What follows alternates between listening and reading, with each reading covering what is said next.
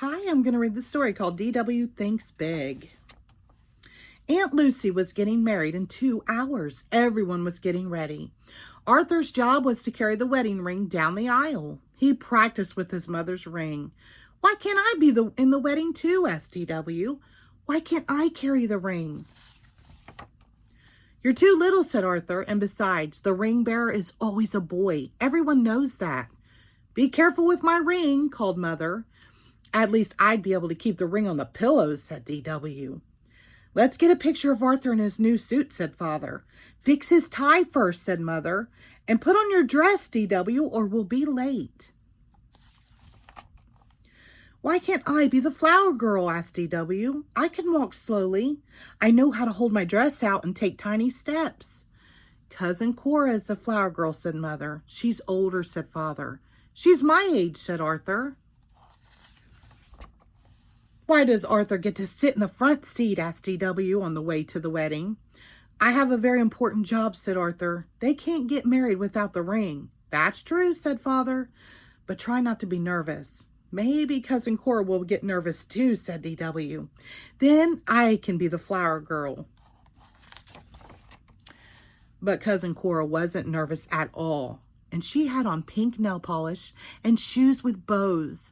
"See my new dress?" said Cora. "It's great for swirling." "I have a new purse," said D.W., "with 31 pennies inside." But Cora wasn't listening. She was too busy twirling and swirling. "I'm so excited," said Cora. D.W. went to find Aunt Lucy. She was very busy. "Next time you get married, can I help?" asked D.W. But everyone was talking and Aunt Lucy couldn't hear D.W. Finally, D.W. just sat down and watched everyone else get ready. "Are you lost, little girl?" asked the photographer. "I'm not little and I'm not lost," said D.W. "Hurry up, D.W., said Mother. "The wedding is about to begin." "Good luck, Arthur," said Father. "Don't forget to smile," said Grandma Thora. The music began. Cora started down the aisle, holding her dress out and taking tiny steps.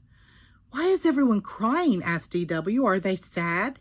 "No," said Mother. "They're crying because they're so happy."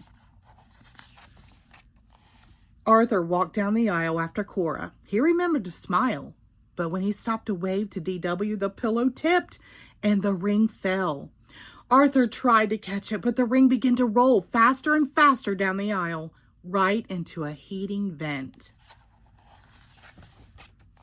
"Now everyone really has something to cry about," said D.W. "Relax," said Uncle Shelley. "I'll get it." He opened the vent and looked in.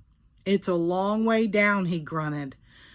"I can't quite reach it." "Let me try," said Arthur. In he went. "Your new suit," cried Mother. "Help," cried Arthur. "I'm stuck." After they pulled Arthur out, Cora offered to try. "I think we need someone smaller," said Uncle Shelley. "I'm small enough," said D.W. "Hold my feet." Down she went, thump, clank, clonk, and up she came. "I found it," she called. Everyone cheered. The music began again. This time it was D.W. who walked down the aisle. Slowly taking very tiny steps and careful to hold her dress out, she carried the ring. She only stopped to let the photographer take her picture. Finally, she reached the bride and groom. "Thanks, D.W., whispered Aunt Lucy. "We couldn't have done it without you." "I may be little," said D.W., "but sometimes I can be a big help." The end. Thank you.